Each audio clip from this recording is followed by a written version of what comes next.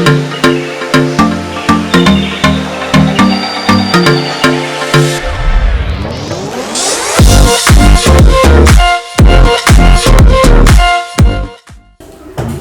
फुटकर न्यूज में आप सभी का स्वागत है। मैं निधि विनोदिया और आज एक बार फिर से हमारे साथ है mutual fund investment expert Satyendra Kumar ji, जो बताएंगे आज आपको मेडिक्लेम पॉलिसी के बारे में। सर, आपका बहुत बहुत धन्यवाद हमारे चैनल से जुड़ने के लिए। फुटकर न्यूज के सभी दर्शकों को बहुत बहुत शुभकामनाएं। सर, मेरा पहला सवाल आपसे ये है कि कोविड-19 के बाद क्या जो इन्वेस्टर्स हैं उनका मेडिक्लेम पॉलिसी की तरफ रुझान बढ़ा है, और एक्चुअल में ये मेडिक्लेम पॉलिसी जो है वो क्या है, क्यों ज़रूरी है? जी, बहुत अच्छा सवाल निधि जी। मैं आपके तमाम दर्शकों को बताना चाहूँगा, मेडिक्लेम पॉलिसी एक स्वस्थ व्यक्ति के द्वारा खरीदा जाता है कि कल को किसी कारण से वो हॉस्पिटलाइज हुए। आदमी दो वजहों से हॉस्पिटलाइज होता है, या तो एक्सीडेंट की वजह से या फिर बीमारी की वजह से। तो अगर आप किसी कारण से हॉस्पिटलाइज होते हैं तो आजकल हॉस्पिटलाइजेशन का बिल बहुत ज़्यादा आता है। तो हॉस्पिटलाइजेशन के बिल से बचने के लिए आपको मेडिक्लेम पॉलिसी लेना चाहिए। मेडिक्लेम पॉलिसी के लेते ही आपको उसमें कोविड जो है वो डे 1 से कवर रहता है। आप उस पॉलिसी के तहत आपको पूर्ण रूप से सुरक्षा मिल जाती है। कल को किसी भी वजह से अगर आप हॉस्पिटल जाने की बारी आती है तो आपको आपके घर के आसपास जो भी अच्छे से अच्छा हॉस्पिटल है वो वहाँ पे जाकर के आप निःशुल्क इलाज करा सकती हैं। जी सर, मेरा एक चीज़ और ये पूछना है आपसे कि फुटकर न्यूज़ के जो दर्शक हैं वो एक चीज़ ये समझना चाहते हैं कि जो फैमिली प्लॉटर होता है या फैमिली फर्स्ट होता है वो क्या है, और वो लोग उसका किस तरह से लाभ उठा पाते हैं? जी, देखिए, मेडिक्लेम पॉलिसी कई तरह की पॉलिसी होती है और उसमें प्रोडक्ट जो है वो कस्टमाइज करके लोगों के हिसाब से बनाया जाता है। फैमिली फ्लोटर पॉलिसी में एक अम्ब्रेला के अंडर में परिवार के जितने भी सदस्य हैं सारे लोग कवर करते हैं। इसको एक एग्जांपल से हम समझें कि अगर किसी परिवार ने 10 लाख का मेडिक्लेम पॉलिसी लिया है, फैमिली फ्लोटर पॉलिसी, और उस परिवार में 4 सदस्य हैं, तो 10 लाख का कवर के अंदर में चारों सदस्य लोग कवर्ड हो गए। कल को किसी कारण से कोई बीमार पड़ते हैं तो या तो एक आदमी ही पूरा 10 लाख का कवरेज ले सकते हैं या 2 लोग मिलकर के 10 लाख तक का कवर ले सकते हैं। फैमिली फर्स्ट में क्या होता है कि एक परिवार में अगर 4 सदस्य हैं तो चारों सदस्य का अलग अलग रिस्क कवर होता है। सपोज अगर मैंने 4 लाख का रिस्क कवर लिया या 5 लाख का रिस्क कवर लिया तो हर एक सदस्य का अलग अलग 5 लाख का रिस्क कवर होगा। तो उस तरह से कल को कोई बीमार पड़ते हैं तो हर व्यक्ति अपना अलग अलग 5-5 लाख का ले सकता है। तो आप देखें तो 5 चौके 20 लाख का कवरेज हो गया। तो एक प्रीमियम में भी दोनों में फ़र्क आएगा। जो फैमिली फ्लोटर पॉलिसी होगी उसका प्रीमियम थोड़ा कम होगा और फैमिली फर्स्ट का जो पॉलिसी होगा उसका प्रीमियम थोड़ा ज़्यादा होगा। जी सर, एक चीज़ और, मैं एक शब्द है और मैं वो आपसे समझना चाहती हूँ कि टीपीए ये क्या है और ये किस तरह से, इसकी क्या भूमिका है, क्या अहमियत है इंश्योरेंस के सेक्टर में या फिर म्यूचुअल फंड के सेक्टर में? जी, टीपीए का फुल फॉर्म होता है third party administrator. TPA insurance कंपनियों के द्वारा बनाया जाता है। कल को ग्राहक जो पॉलिसी होल्डर होते हैं वो अलग अलग कंपनियों के पॉलिसी खरीदते हैं, तो वहाँ पे जो क्लेम सेटलमेंट होता है वो टीपीए के द्वारा होता है। तो एक ग्राहक के लिए हमेशा हानिकारक स्थिति होती है। जिस इंश्योरेंस कंपनी का भी आप मेडिक्लेम पॉलिसी ले रहे हैं तो ग्राहकों से अनुरोध है कि जिस कंपनी का टीपीए हो उस कंपनी का आप मेडिक्लेम पॉलिसी ना लें। उस केस में क्या होगा कि जब आपके पास कोई क्लेम आएगा तो इंश्योरेंस कंपनी रेफर कर देगी टीपीए को। अब चूंकि टीपीए को इंश्योरेंस कंपनी ने बनाया है इसलिए टीपीए हमेशा इंश्योरेंस कंपनी के फेवर में काम करेगी और ग्राहकों को कम से कम क्लेम मिल पाएगा।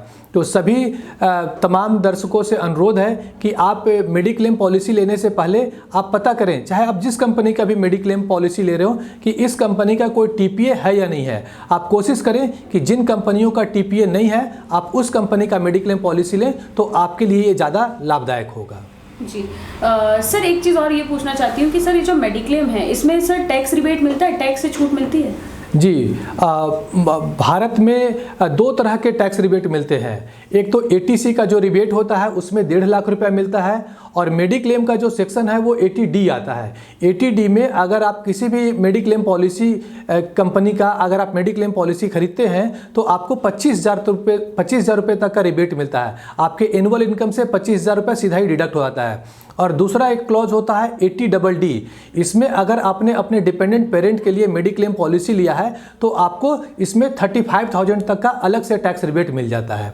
तो ग्राहकों के लिए बहुत फ़ायदा है। आपको क्लेम आए या ना आए, आपने 25,000 रुपये तक अगर आपने मेडिक्लेम का प्रीमियम दिया है तो आपके एनुअल इनकम से ये सीधा ही कम हो जाएगा।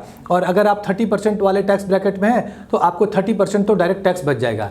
लेकिन दूसरे फायदे हैं इसके कि अगर क्लेम ना भी आए, और आप इसको एग्जाम्पल से समझें कि 10 साल के लिए मैंने मेडिक्लेम पॉलिसी चलाया और एक एवरेज मेडिक्लेम का प्रीमियम भारत के परिवारों का 18 से 20,000 रुपये आता है। तो आप 20,000 भी अगर आप दे रहे हैं किसी इंश्योरेंस कंपनी को साल का प्रीमियम, 10 सालों में आपने 2 लाख रुपया दिया।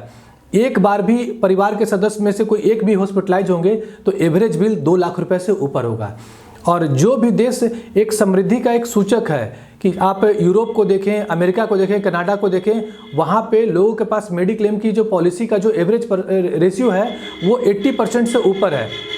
इसका मतलब कि 100 में से 80% से ज़्यादा लोगों के पास मेडिक्लेम पॉलिसी है। इसलिए वहाँ पे लोगों को चिंता करने की ज़रूरत नहीं है। कल को वो हॉस्पिटलाइज होते हैं तो अपने जेब से 1 रुपया भी देना नहीं होता। भारत जैसे विकासशील देशों में यहाँ पे सरकारी हॉस्पिटल में सुविधाओं का अभाव है।